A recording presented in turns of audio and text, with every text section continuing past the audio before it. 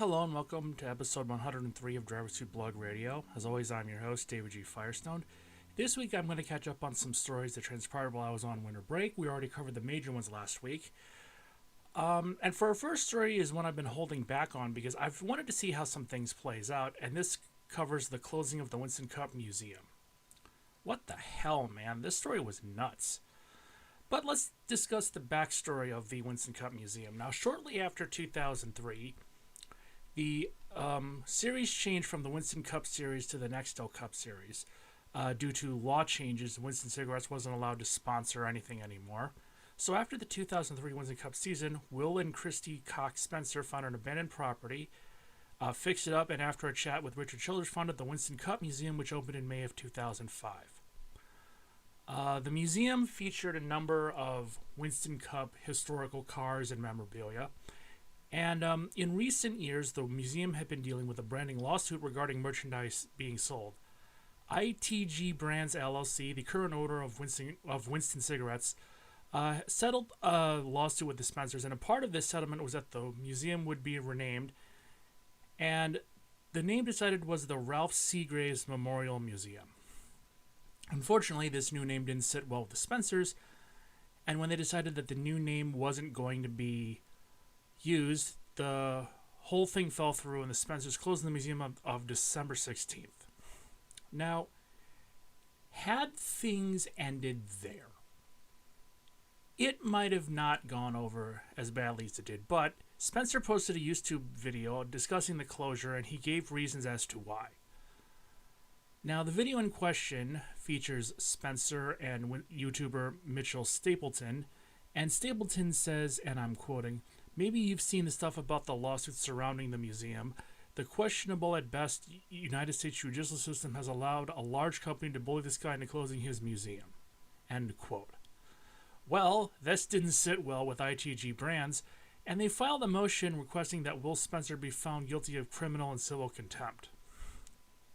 The motion in question centers around the Winston Cup branding, and according to the motion, there was Winston Cup memorabilia that was displayed and sold in the museum. In addition, there was also a mobile museum that the museum had that was taken to several NASCAR Cup Series events, and apparently these were done in defiance of tobacco advertising laws, as well as preventing selling Winston-branded items to minors. And you know what? It's amazing how all of this could have easily been avoided. Granted, I get why the new name failed, but there could have been other options. Why not the Winston-Salem Racing Museum? Why not the Stock Car Golden Era Museum? I get that ITG Brands is very protective of their trademarks. I get it. I get it they don't want to get in trouble for selling tobacco merch to kids. I get it. But changing the name and just finding a better name other than the Ralph Seagraves Memorial Museum could have solved all of this. The museum could still be open and everybody would be happy, but stupidity prevails, and it's sad to see a museum close. It's sad to see that the museum had to close because of this whole fiasco. So this is another story, which I'm going to discuss next, that I have to see how this plays out. We're discussing A2RL autonomous racing. Now, April 24th, 2024, we'll see the first race of the A2RL autonomous racing. And this is from Cambridge Kisby. I love the name. Cambridge Kisby of Motorsports Magazine. Quote, 10 Dallara-made Super Formula F SF23s based on Japanese Super Formula cars will be piloted solely by artificial intelligence, each trained to compete wheel-to-wheel at over 180 miles an hour by some of the brightest software engine in the world. If all goes to plan, April will see the 10 cars powered by 2-liter 4-cylinder turbocharged engines and programmed by teams from universities around the world light up their rear tires and rocket towards the 90-degree right-hand turn 1 at Yas Marina while jostling for position. FEINTING, feinting overtakes and taking aggressive lines, just as F1's human pilots will do this weekend. These split-second decisions will be taken by an AI module, including a radar and LiDAR, which is a laser system, scanners, as well as cameras and GPS to build up a picture of the circuit and the competitors, then decide on what course of action is most likely to win the race using a drive-by-wire system to activate the accelerator, brakes, steering, and gears. End quote. You know what? I want to see this. I'm really looking forward to this. I like the idea of 10 identically built race cars, each with a different AI system, racing against each other to see who wins. It sounds very intriguing. I really like the idea of these 10 driverless cars racing at high speeds. I want to see this. And it also might be the safest form of auto racing ever created because there is literally no chance of a driver dying as a result of a crash. And I didn't know this prior to looking this up, but there are apparently a few other autonomous racing series, but this is going to be the first real test for autonomous cars, and I'll be watching this with a deep interest. Now, our last story for this segment features Cody Ware. So, as we all know, Ware was suspended on April 10th following his arrest for domestic violence, and last Thursday the prosecutor dismissed charges against him. Well, on December 12th, the suspicion of Cody Ware has been lifted. The charges were dropped by the Iredell County Sheriff's Office. The dismissal filings in both cases indicate prosecutors couldn't proceed without their testimony. They also indicate that civil litigation, Ware's family and Rick Ware Racing filed 2 civil lawsuits against Ware's former girlfriend. Both of those have been dismissed. In speaking on the situation, Ware stated, "I've maintained my innocence from the very beginning, even though there was a rush to judgment by others. I'm glad this entire matter is behind me because it's incredibly difficult 8 months. With all the allegations being dismissed, I'm thankful to have my life back." Now, first off, they didn't dismiss it because you were perfectly innocent. Due to a lack of testimony, there's kind of a difference there. And second off, Rick Ware should not hire Cody Ware for the Cup Series. He was a back-of-the-pack jack. He did nothing with his career. And if he wasn't Rick Ware's son, he wouldn't be anywhere near the Xfinity Series, much less the Cup Series. You actually have a 2-car team that's actually trying to make progress, and bringing back Cody would derail all that progress. I'm sorry, he may be or may not be innocent. He may be a good guy, but at the end of the day, Rick Ware Racing is better without him, and they should just move on. His arrest did Rick Ware Racing a favor. They're actually getting some good talent now. I say get rid of Cody and don't bring him back. And with that, I'm taking my first break, and I will discuss the attitudes at work that many people seem to think are good next. I'll be right back.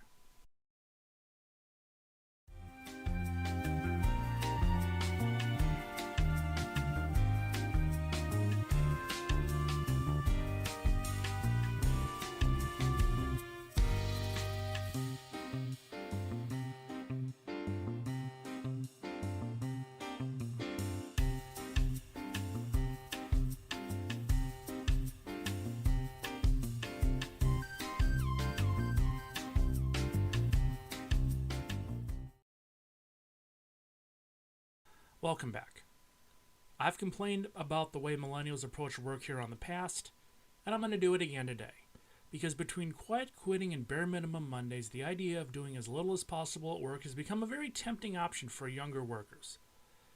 Well, as it turns out, this really doesn't sit well with the higher-ups. So in an email to employee, Wayfair CEO Niraj Shah had some choice words for this approach. Quote, "Working long hours, being responsive, blending work and life is not anything to shy away from. There is not a lot of history of laziness being worded with success. Hard work is an essential ingredient for any recipe for success.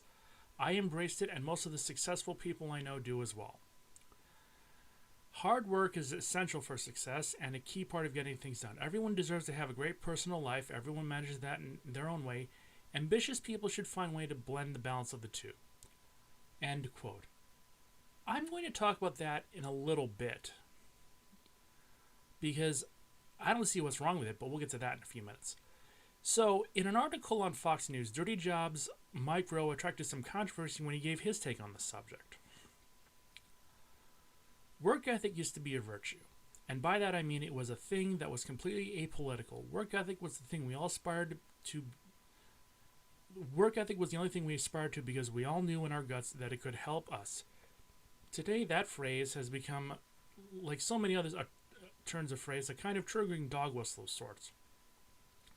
It means that if you come out in favor of work ethic, then you are de facto on the side of the greedy, rapturous capitalists who are merely trying to exploit the worker.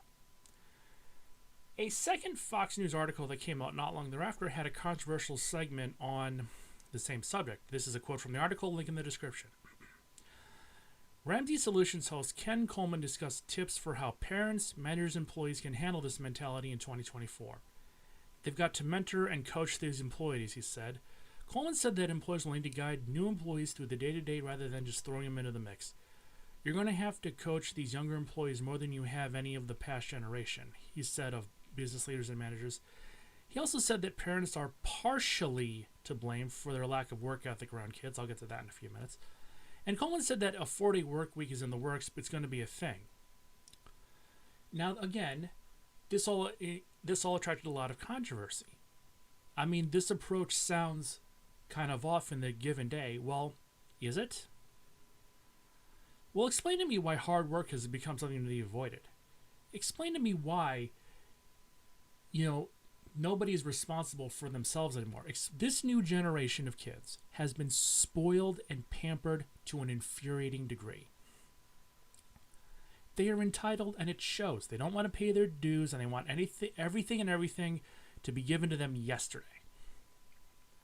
I read work stories on Reddit, and there will literally be stories where they tell you, well, only do the bare minimum for your job. Well, I hate to break it to you, that'll get you nowhere. Nowhere. And if you are the kind of person that wants to do the bare minimum, I hope it works out for you, but I'm not holding out hope. I hope you love not getting raises, bonuses, or promotions, because if you do the minimum, nobody's going to promote you or give you a raise.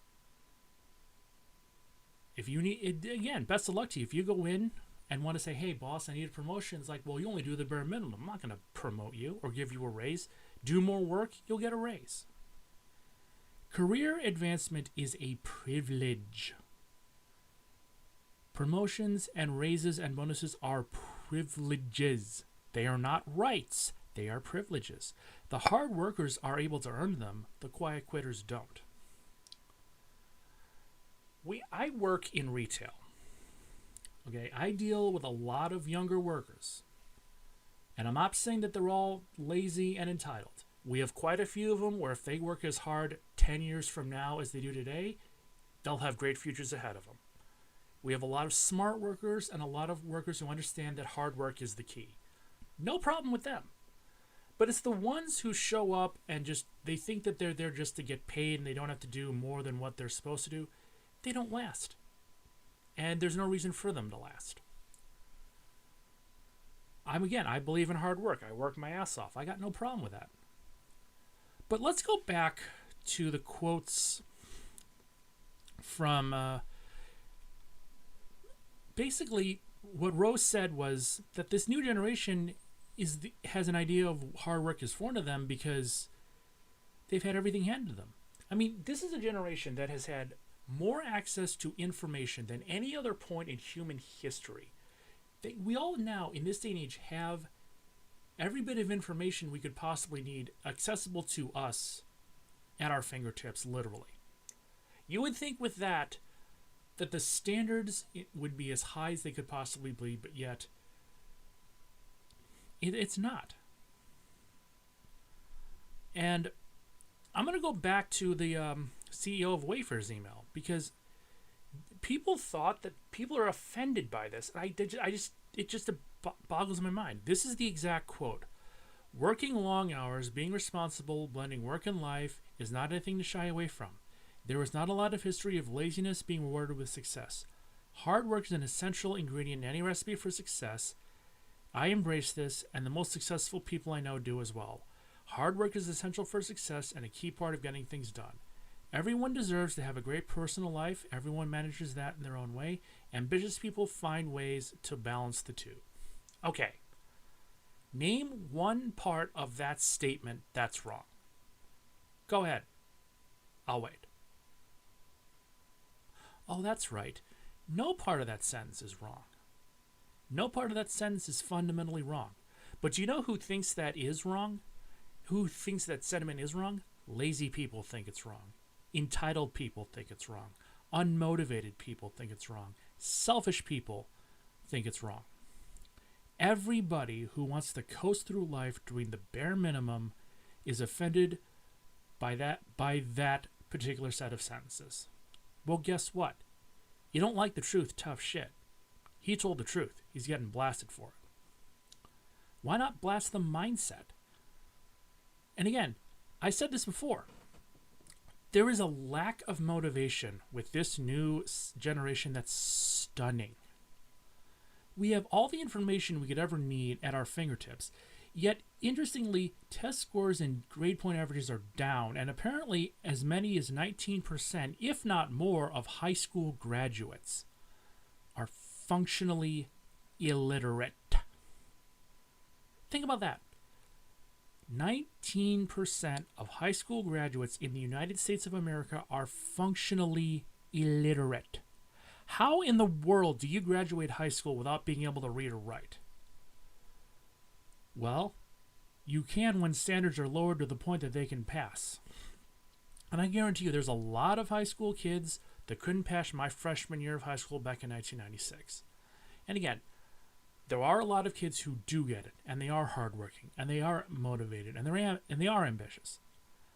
But for a lot of places, the rule is now the exception. And also, something else that choir quiters don't seem to understand is that your work history does tend to follow you around. When you quit or fired for doing the bare minimum, it makes it more and more difficult to find good paying work. Again, if I'm hiring somebody to work at a company, why would I pay you tens of thousands of dollars a year to do the bare minimum when I can find somebody who's much more hardworking? And one of the points that was made was that, well, these kids have seen their parents work their whole lives and they don't like that. Well, guess what? It's always been the case. Companies are cruel. That's always been the case. Good people get fired. That's always the case. Layoffs happen. That's always been the case. You're expected to work hard and succeed. Always been the case. That's how it works. You're going to get passed over for promotions. Get used to it. You only get bonuses sometimes. You won't get fired sometimes. That's just the way it works. A lot of times, what's best for the company is more important than what's best for you. Get used to it. One of the greatest quotes I've ever heard from a teacher was that hard work is a good investment. Might not always pay off in the end, but it's a good investment. In the end, a lot of these kids are not going to do anything more in life than what they already are. They had potential, they just didn't want to exploit it. Well, sorry. Work hard. Working hard has always been and always will be a good investment. Anything less just isn't. And with that, I'll take my second break and I'll discuss something else that I found amusing this last week.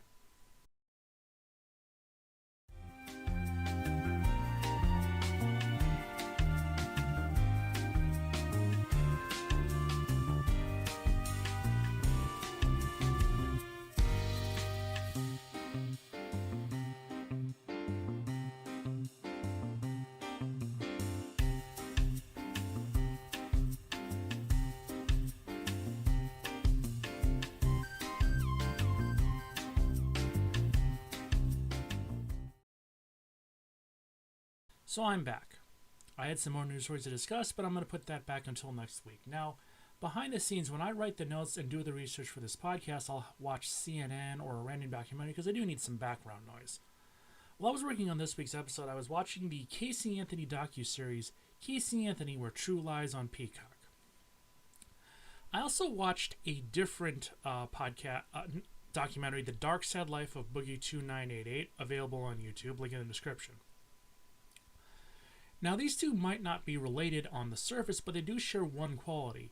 Both the subjects depicted come across as arrogant, selfish, and narcissistic.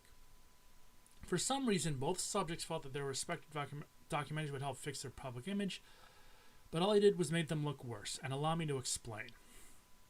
Now, I'm not going to get into the details of Casey Anthony or the whole case. I'll just give you the basic summation. She was a woman living in Florida. Her daughter was murdered. She was found not guilty of the murder in a highly publicized trial, and this did not sit well with the general public, who felt that she was guilty. Well, she's lived under the radar ever since. Now, Casey Anthony, Where the Truth Lies, is not by any stretch of the imagination an objective docuseries, because Alexandra Dean, the director and producer, is clearly on Casey's side. And the series is very skewed in Casey's favor. And in this docu-series, basically Casey's trying to present her version of events, but tries and fails to set the record straight. Now, if you've never heard of the Casey Anthony case and the first exposure of it was watching this docu-series, you would walk away from this thinking that she killed her daughter and is trying to cover it up. She comes across as guilty and a pathological liar, and she's a selfish monster who doesn't care what she hurts. I genuinely believe, after watching this, that she is 100% guilty.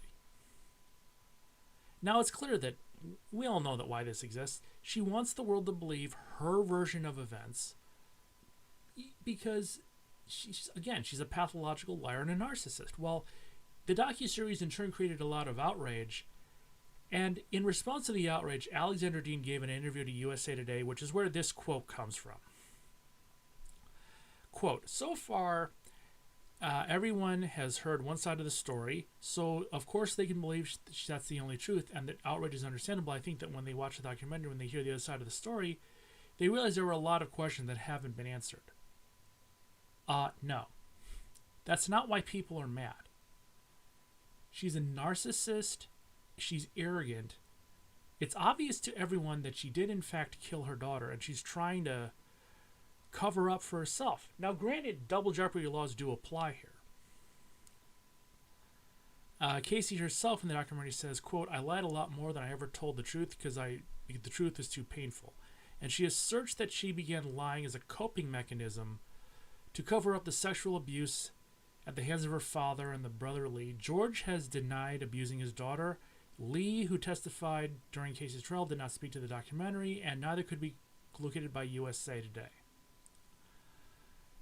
So, going on with the article, she believes that her dad was abusing Kaylee and might have accidentally killed her while he was smothering her with a pillow because she couldn't fight it off.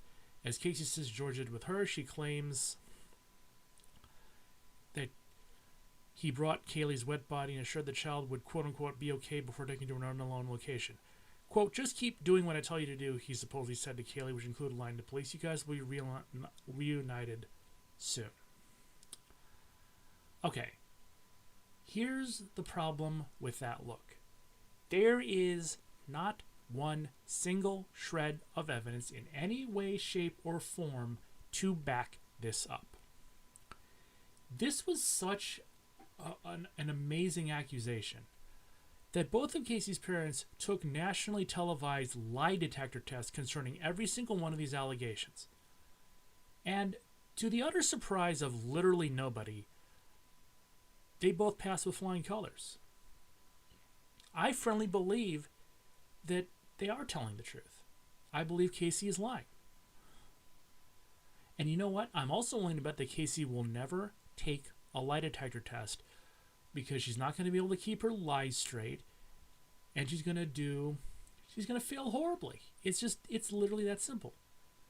Now, it's obvious to anyone with more than 3 brain cells that she's guilty and that she's trying to cover her tracks. And as bad as she makes her look, Boogie2988 made himself look worse. Now, if you didn't hear about this guy prior to watching this documentary when I don't, let me give you some backstory. Boogie2988, real name Stephen Jason Williams, is an American YouTuber who created a character called Francis, and he goes on primarily gaming, rants, but he's gone to discuss video games, paid promotion, and mental health, amongst other things. And he was one of the really early YouTubers, starting all the way back in 2006. He was seen as one of the most wholesome content creators, even being compared to Mr. Rogers at one point. Sadly, this was not to last. Now, Boogie's fall from grace happened over the period of several years. This included racist material in a few of his videos, confessions of fraud, begging fans to pay for his new Tesla, firing a warning shot to a troll who was harassing him at his house in Arkansas, and his Twitter account being 100% pure, raw, unfiltered cringe. So his reputation has been soaring, but in addition, he's also been very reckless with his money, to the point that he had $750,000 in savings a few years ago to having tens of thousands of dollars of debt today. And while he's still trying to continue on YouTube, he's never going to be the same. And amazingly, despite all of this, you would think he's married, which is kind of amazing. Well, needing his reputation fixed and needing to get out of debt, Boogie worked with producer MacLeod to produce The Dark, Sad Life of Boogie 2988. As I said with Casey Anthony, if you didn't know anything about Boogie prior to this documentary, as I certainly didn't, after you watch this, you would think he's a disgusting cancer. Now, I'm not going to go through the whole documentary because there's way too much material to work with, so I'm going to give you some highlights. Number one, Boogie admits that he spent over $200,000 on sex workers between 2018 and 2021. Now, this time frame seems to correlate with the divorce from his first wife, which was finalized in February of that year, of 2018. He does, according to his own admission, pay them well, but throughout the documentary it becomes clear he sees women as nothing more than body parts he could use for his own pleasure as opposed to human beings. Also throughout this documentary, he comes across as a spoiled, entitled brat who wants to use his YouTube fame to get whatever he wants regardless of consequences. Now, in addition to a failed crypto investment, Boogie has spent untold amounts of money on video game machoys, toys, trinkets, and junk, while between 2018 and 2022, his annual income went from over $450,000 a year to $26,000 in 1 year. Now, the video of him firing a warning shot has not only harmed his reputation, has not only cost him sponsors, but made him a felon, which makes it harder and harder to find sponsors, and he's also hemorrhaging subscribers. And his controversial previous statements and his attitude have called him into what's known as a lol cow, and the fact that he posts every private thing possible on Twitter and Reddit hasn't helped at all. But what makes this even more enraging is that even though he is responsible for all of his problems, even though he is fully capable of changing himself for the better, he flat out refuses to do so. The craziest part of the documentary is about halfway through when the producer gets him a meeting with a job counselor to help him find a new job. This is the most cringe part of the documentary because Boogie really does not want a real job. And he goes in and he derails the whole thing, one of the craziest things that I've ever seen. If you thought this, if you watch this segment and you think it's a comedy sketch, it could be in the right circumstances, but this is real life. So he goes into this Arkansas job counselor and tells the woman trying to help him that he has a can't-do attitude, he is legally disabled, both recognized by Arkansas and the United States government, he is morbidly obese, he has no references, work history, or education. If you Google him, he's accused of being a pedophile and accused of beating his ex-wife. He states that he is a felon. And even at this point, the job counselor is trying to say, okay, maybe we can, is clearly trying to help at this point. But as soon as she says that, he goes that he was in the porn industry for a period of time. And the look on the job counselor's face is just freaking priceless. But not only does this cause the job counselor to reject him, the rest of the documentary is pretty much the same. His life is spiraling out of control. He doesn't have anything to his name. He has nobody to blame but himself for the situation, but he won't change to fix it. It's been said by people smarter than I. Sometimes in life, you are your own worst enemy.